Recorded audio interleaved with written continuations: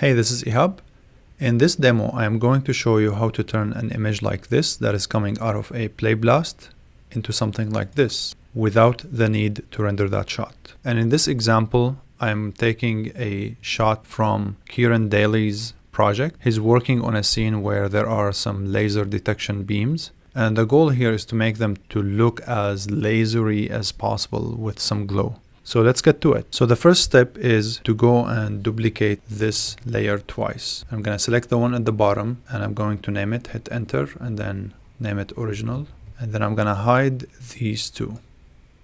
And I'm going to keep the one on top. And then I'm going to apply the key light effect, which I can drop this way or this way. I can also drop it this way, or I can just hit double click on the mouse.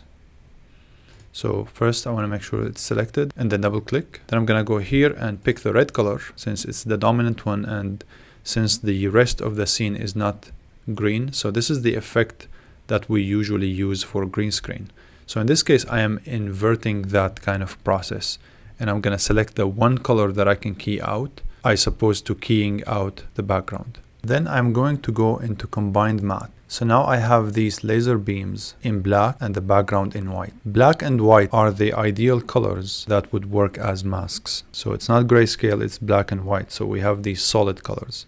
So now my goal is to use this image as a mask. As a mask for what? It would be a mask for this image. So if I show this image on top, currently it's going to block the image below. So I'm gonna click on this and I'm gonna hit enter and name this mask. And then I'm going to go into Silhouette Luma.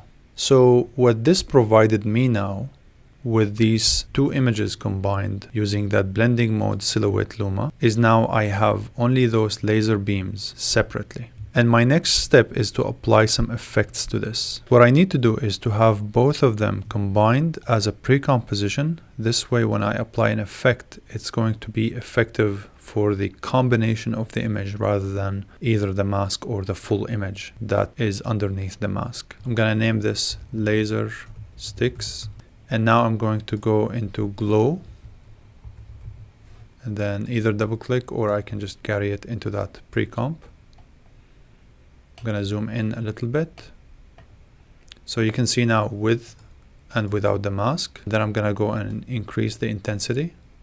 I can also increase the radius, which I think is critical for this demonstration. So I'm going to give it a value of 150. And finally, I'm going to reveal the footage underneath. So currently it looks as good as I want it, but it doesn't hurt to go and say, okay, so let me take this and duplicate it. Control D. So now we have more of that intensity. So with this demonstration, you can see how sometimes we can enhance the result that we can get from Playblast in a way that we wouldn't end up being forced to do some rendering for the sake of enhancing the visuals. Pre-Viz is not about how gorgeous the visuals are, but rather how clear the story is. And in some cases, like this for instance, making sure that they don't look necessarily like sticks by maybe adding some glow to them would be a nice touch in a way that ensures the story is told clearly. It may seem a bit complex, but once the process is understood, it makes sense. And the idea is to take that approach with everything. Even if we're presenting something like a slideshow and we take a render, we can always take that render and enhance it in Photoshop, for instance. And the same thing with Pre-Viz. The goal is to make the visuals in the cheapest way possible in terms of time, and then apply some editing to them to make them look aesthetically appealing.